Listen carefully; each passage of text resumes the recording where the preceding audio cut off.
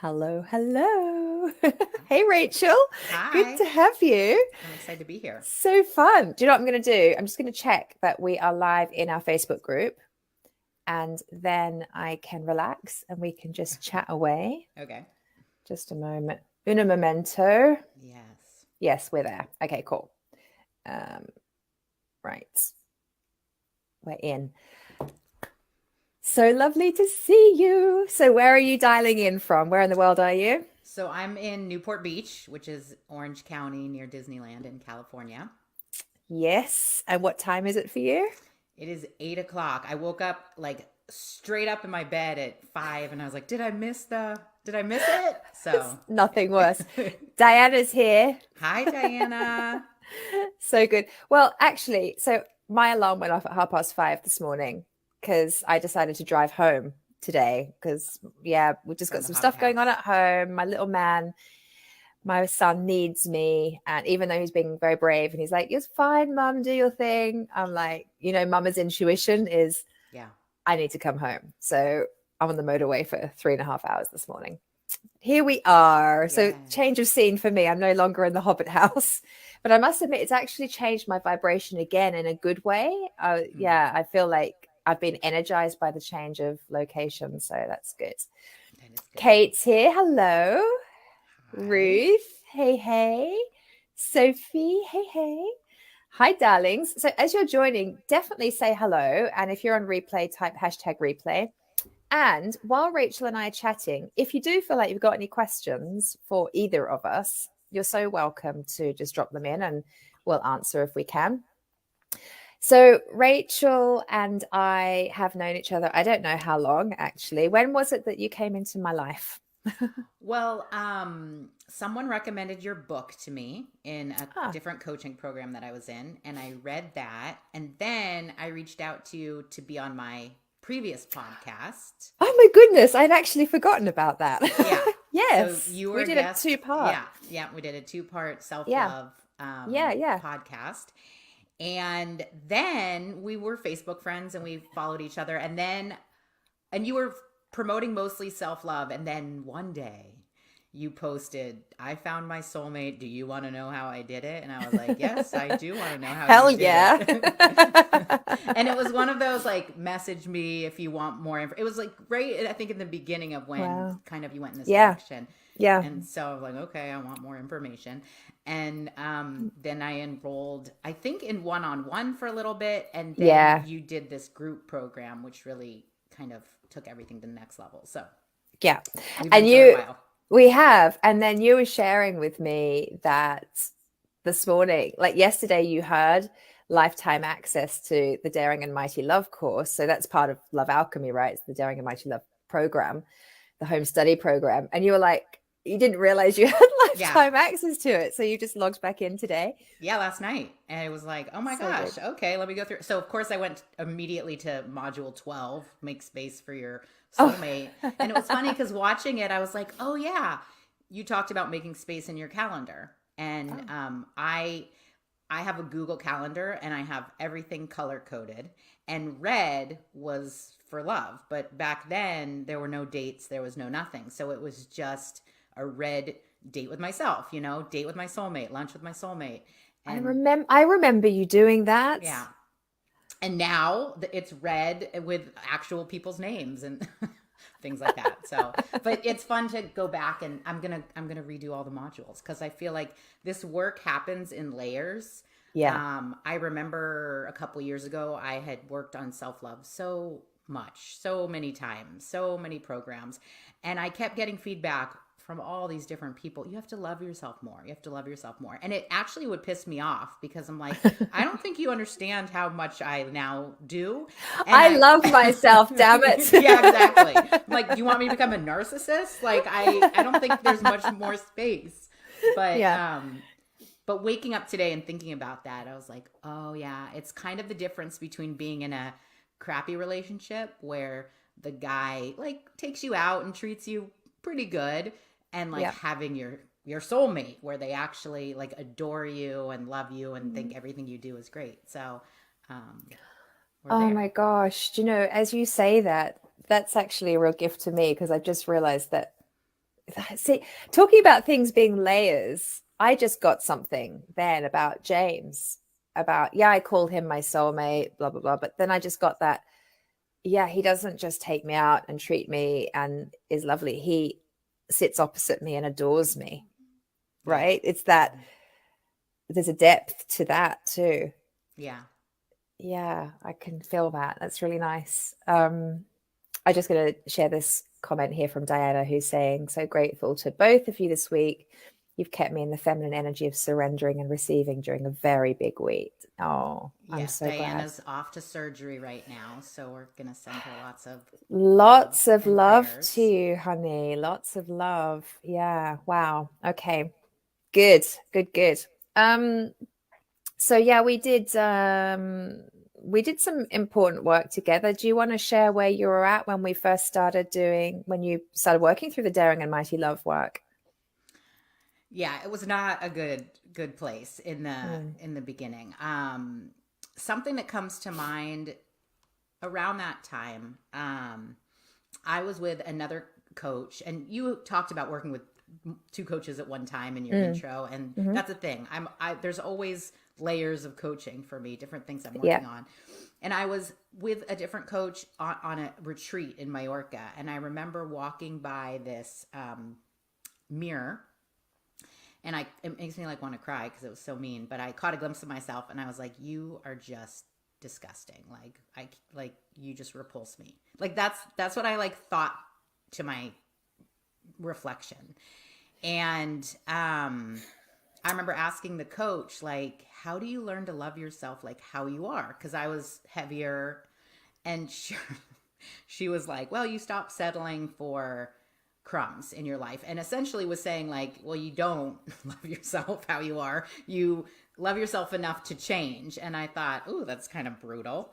There was a nugget of truth to it, Mm, nugget, but it wasn't the vehicle of the self-love that I needed. And then coming mm, into you, the way that you teach self-love and the way you teach relationships is so different from what's out there, in the sense of so many people tell you that you have to change or act differently to attract your person, right? Like they'll say, don't call him back, or don't text him right away, or speak using I feel words. And I'm like, I don't, that feels so weird to me. I can't do it. It doesn't sound like me, you know? yeah. Like, Yeah. I'm an attorney, I'm a comedian. Like I banter. I don't say I feel blah blah blah whatever.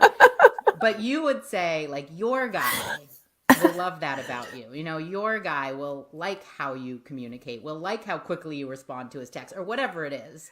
Yeah.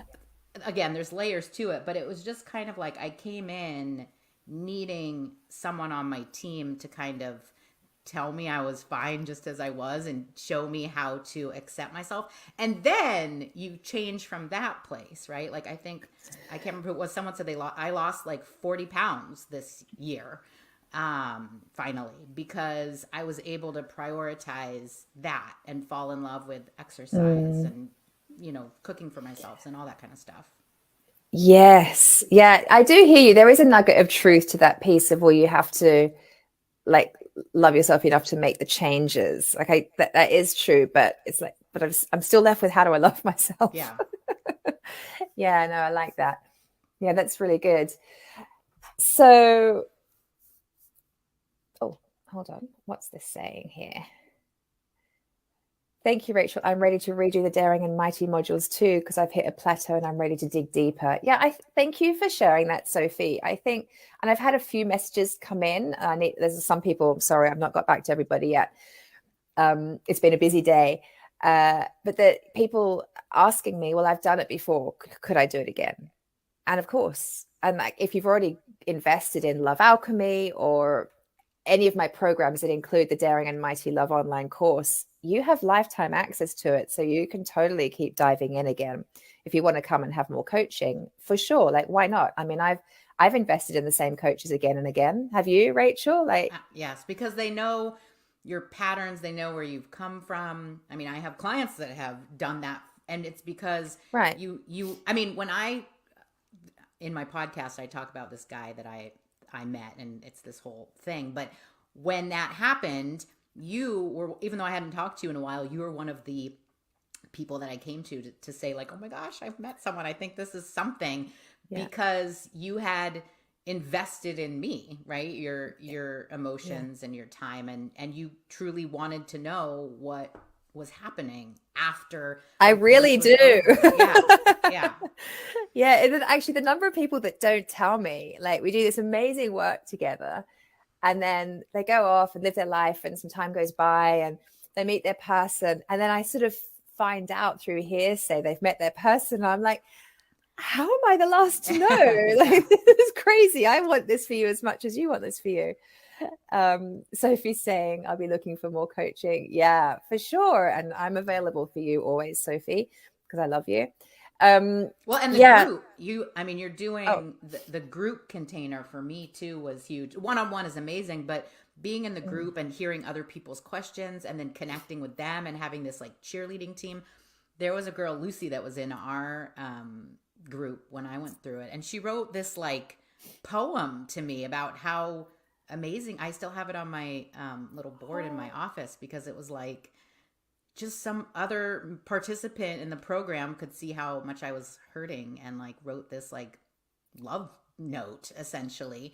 And the fact that someone would take the time to do that and the words that she used, I was just kind of like, oh, maybe I am like worth something, which is so crazy because of course we're all worth something and we know that, but like there are these wounded parts that get to come up and get flushed out, thankfully. yeah, totally. Totally.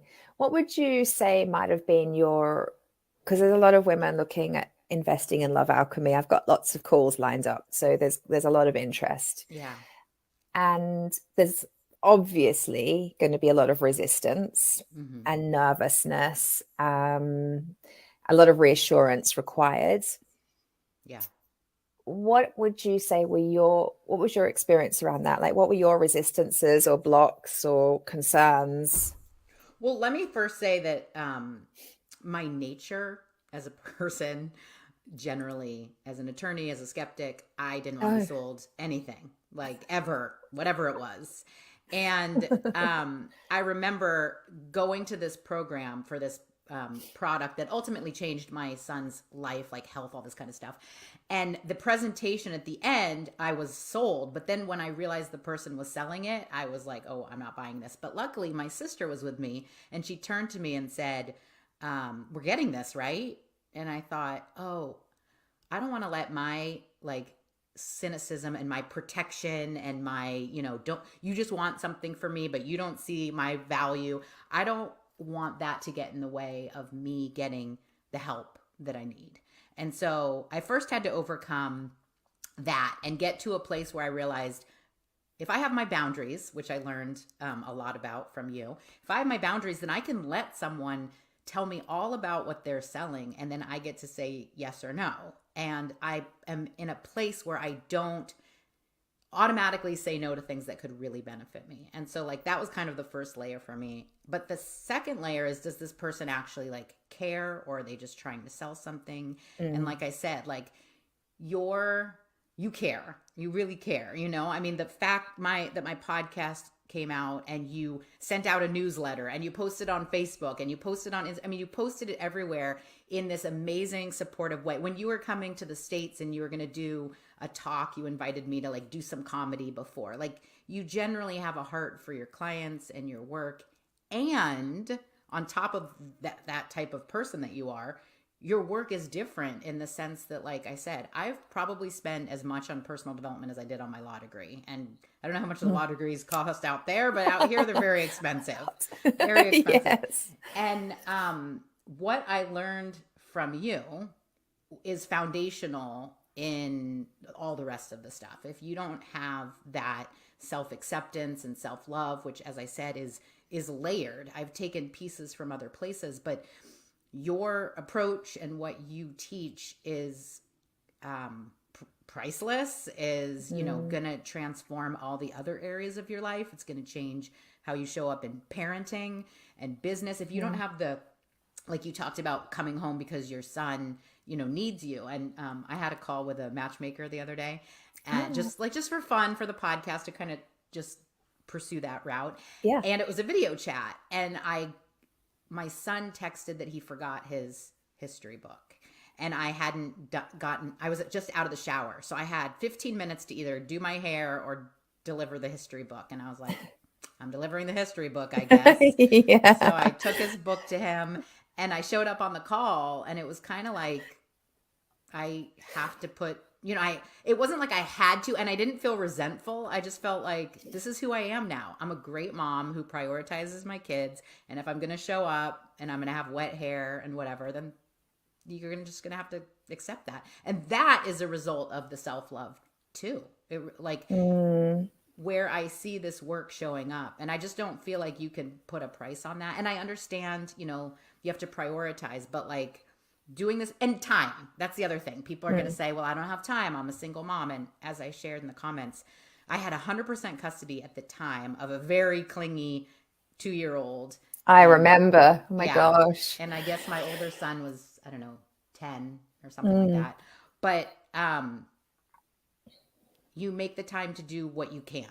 And then having lifetime access. I mean, like I said, this is many years later, and I'm going to redo it. And I'm sure there's going to be plenty of things that I didn't catch the first time through, didn't mean anything, I didn't have time for. So it's kind of like, you don't know until you do the work. But if you feel like, and I think we all, like I said, have layers. This is one program. And we've all bought programs that just sat on the shelf, or we didn't use, or we didn't get value out of. This is not that. This is not that. Yeah, I've done that. I've got plenty of those. Like, that sounds great. I'll buy that. I'll definitely do it. No, haven't done it. The thing about time, that's a really interesting point, because it's come up a couple times on calls I've had with people today. It's that thing of, so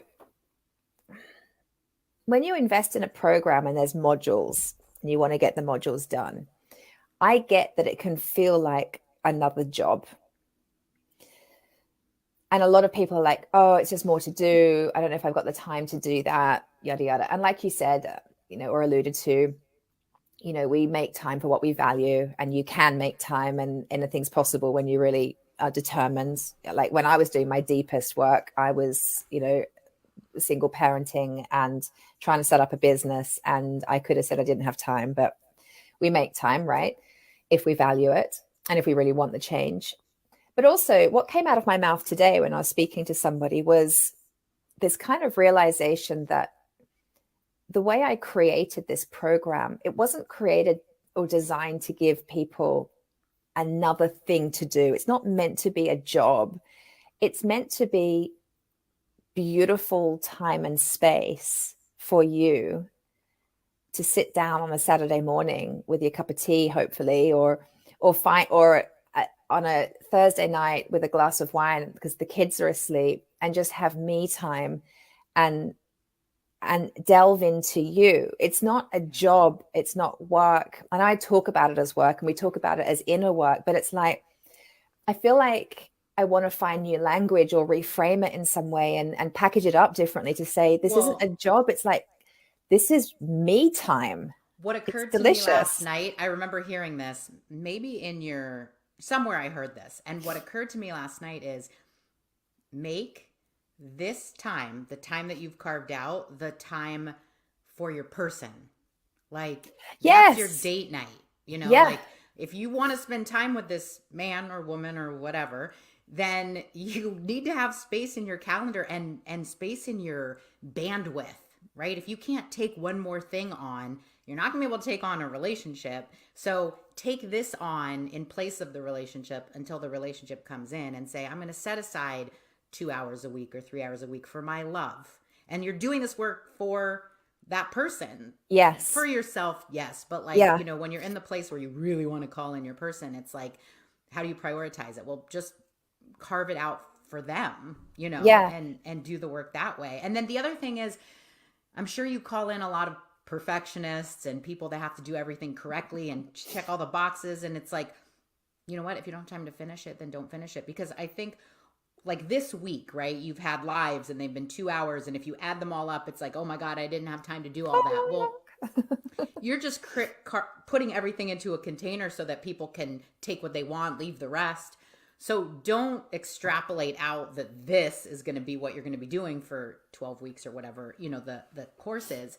Just know that like you get to unpack your schedule and your time. And again, more importantly, your bandwidth for taking something else into your life, which like is ultimately your person, I mean, that's how I kind of looked at it. Totally. And by creating the space for you in the here and now, which is space for your person when they come in, you're also building the muscle to just make it normal to always create space for yourself. So then when they come in, you've still got the desire, because the habit is there to have time for you. So you can have your work, your kids, the person, and you. It's like, it's really learning to be able to have it all. And just then when you said that about the container, that's the other thing. Like, I feel like, because I've seen women come in and do this and actually not even really do the modules. And it's just being in the container. So it's like because energy is everything, right? So just coming into a container where it's led by someone and it's got a group of people who are intentional, we're all on the same page. It's all around self-love. It's all around self-confidence, self-trust, self-belief, self-worth, all that yummy stuff. As soon as you come into that container, I mean, women are feeling this, I know, because I'm reading the comments. They're feeling this in the challenge this week. They're feeling the shift because we're in a container that's super intentional. And this is just a free 5-day thing. Like, well, the other thing is Tony Robbins says the transformation is in the transaction. And so just in buying the program for yourself and giving yourself that gift, because as you were talking, I was like, I probably didn't do the homework. I'm not a homework doer. Like, I probably didn't. But like being in the container, meeting the women, being on the coaching calls, like the thing to make time for is the coaching calls. Like, again, you prioritize. That would be pretend that it's a Zoom date with your love and it's a Zoom date with Katie, and I would prioritize the coaching and then go back and do the stuff later that you can. But like, do what you can. But just in the fact of giving yourself the gift of a self-love course and a container like that and carving out the space is prioritizing yourself in a way that maybe you haven't. And then again, you're mirroring what you want your partner to do.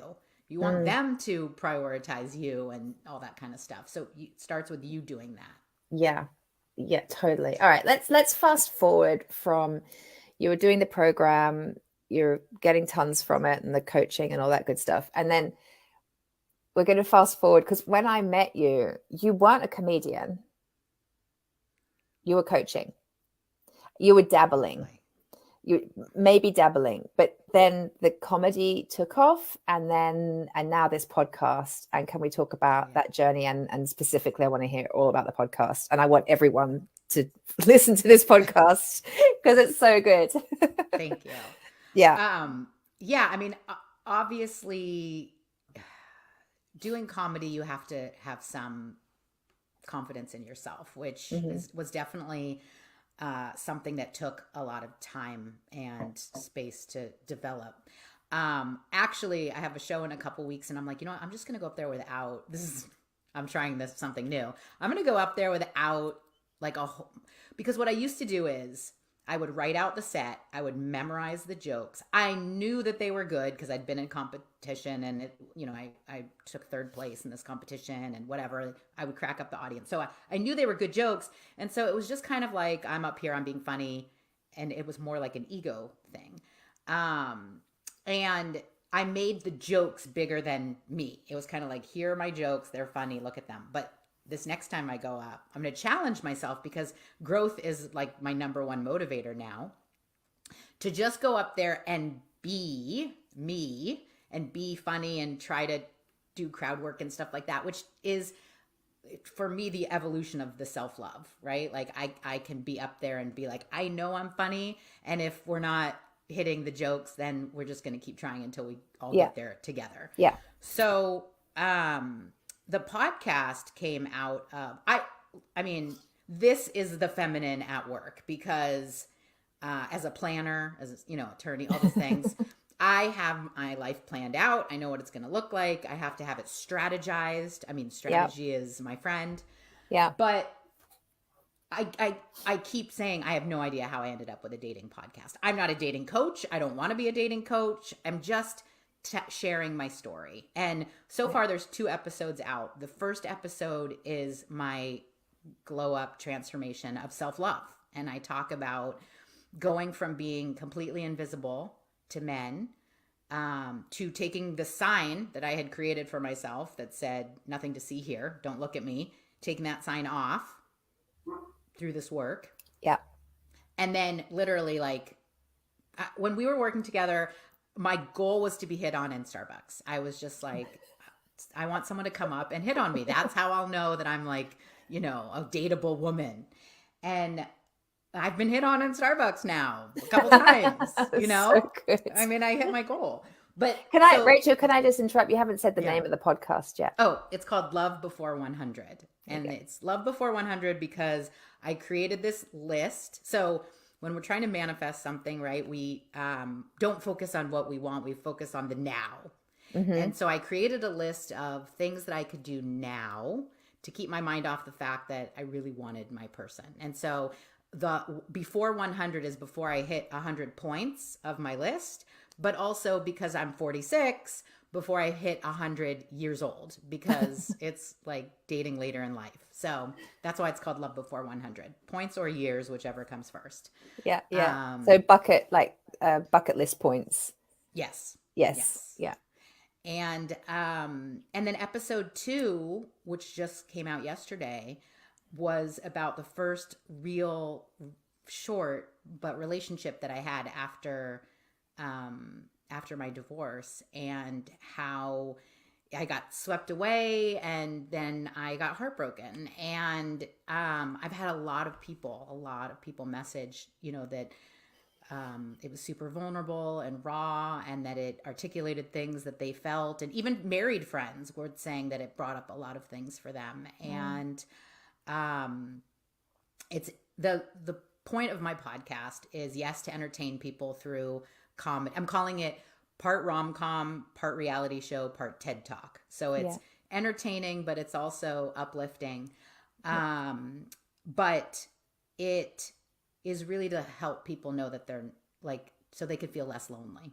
Because in the hard parts where you're just kind of in the despair of it all, and the heartbreak, I just wanted people to know, like, I've been there too, and we could get through this together, you know?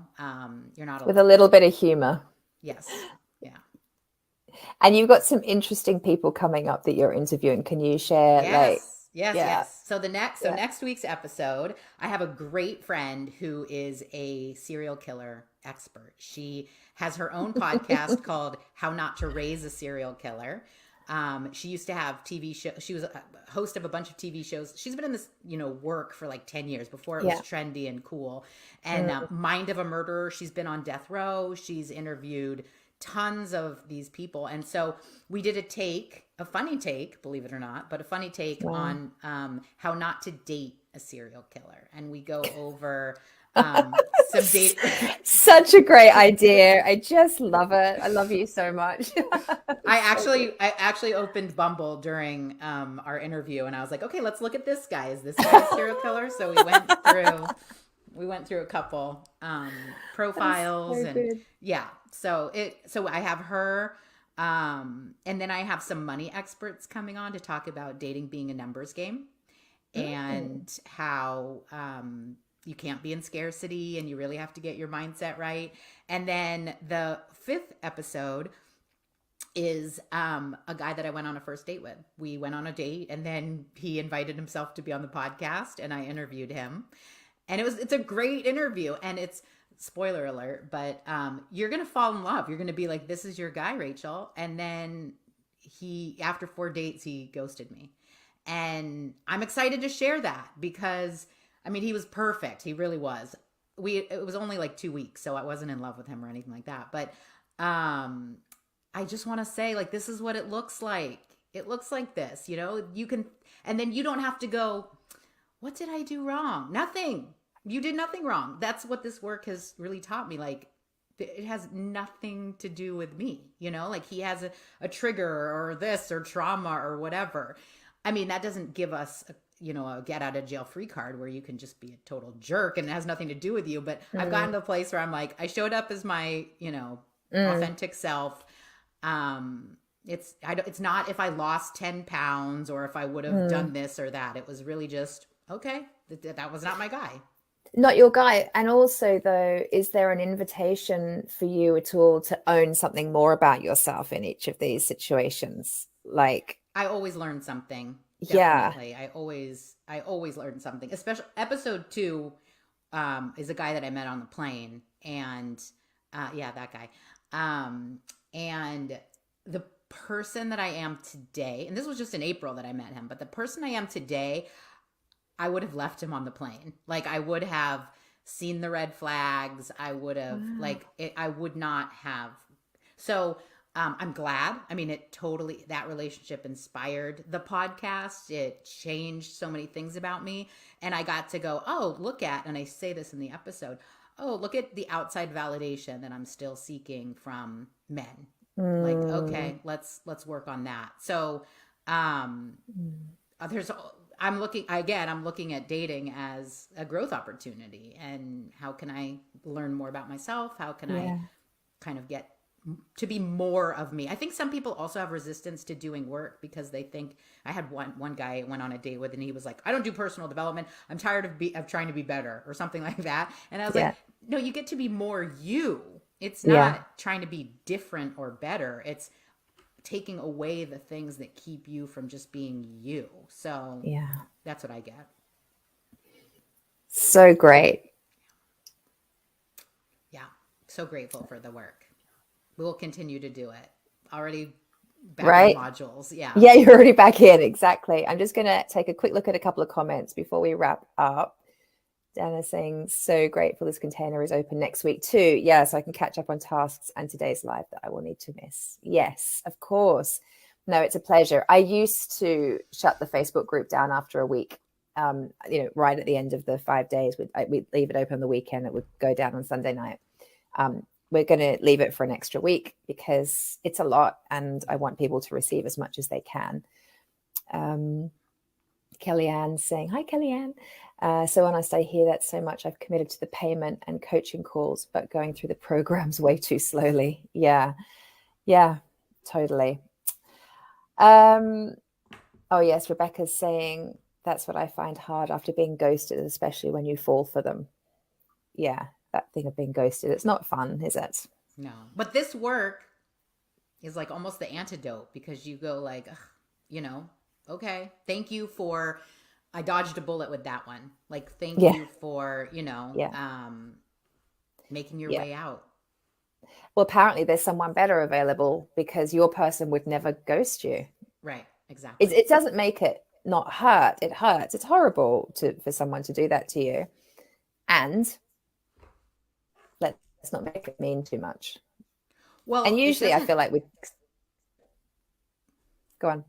Oh no, sorry. My internet was glitching, so I didn't know you were still talking. It's more disappointing now that I have this false start, that I thought, I don't have to be in this game anymore. So it doesn't hurt my feelings anymore. It doesn't it doesn't hurt. It's just disappointing, because I'm like, I have to start this again. Your work has helped me get to a place where I'm grateful. I don't make it mean anything. And the feelings that come up now are just disappointment, because I'm like, well, now what? I have to pick the best of the candidates that are left, or where do we go now? Yeah. So, I mean, I feel like that's pretty amazing for me, from where I came from. I'm going to ask you one final question.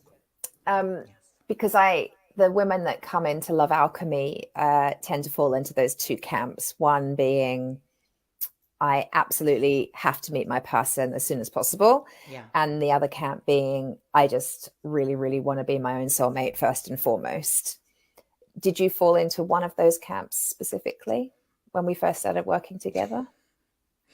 Yeah, I did. I had no interest in being my own soulmate. I was like, well, that sounds weird. I am now. I am Yeah. now. Like yesterday, I bought myself flowers. I took myself out to lunch. Like the podcast episode coming out, I cleared my whole Yeah. day. That's what I would want my person to do. And I get to go, I want someone that treats me how I treat me. And anything less is a felony, is, I think, Vanilla Ice Anything said. less is a bit, yeah, it is. It is Vanilla Ice, Yeah. and I was actually, I couldn't get my music. Oh my god! When I was away just now at my Hobbit house, I was driving and I couldn't get my bloody phone to sync with the car, so I couldn't get my music playing. So I thought, right, what words to what song do I know off by heart? I'm just going to sing out loud, and I started singing Vanilla Ice. There you go. See, because I know all the words. Who doesn't? Anything less than your best is a felony. Love it or leave it. You better can't wait.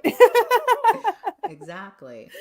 So I fell into the first camp. I was like, I need my person. I want them now. That's the result. And I'm so glad.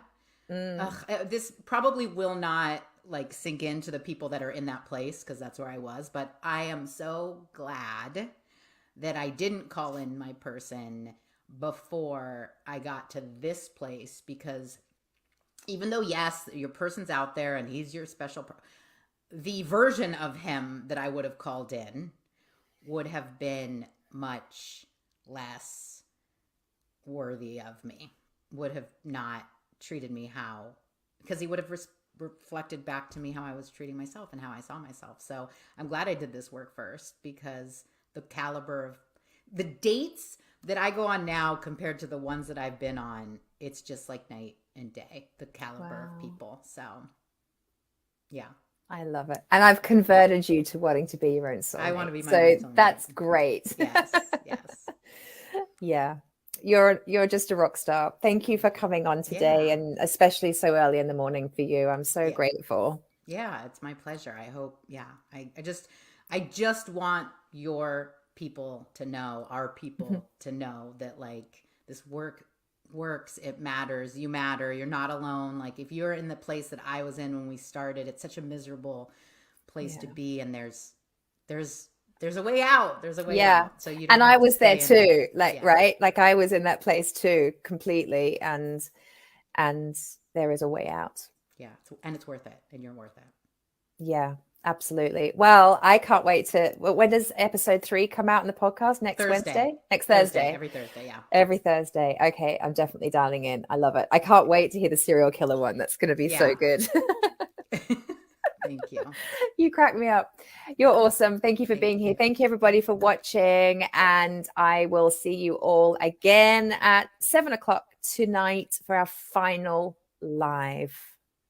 It's ending. Rachel, big kisses to you. I hope I actually finally see you in LA soon. In fact, I will, because I'm moving to your country. So we'll finally get to do that. And you'll be close, so you can come to the wedding whenever. I will come to the wedding. Yes, please. Thank you. Okay. Bye, darling. Bye, everybody.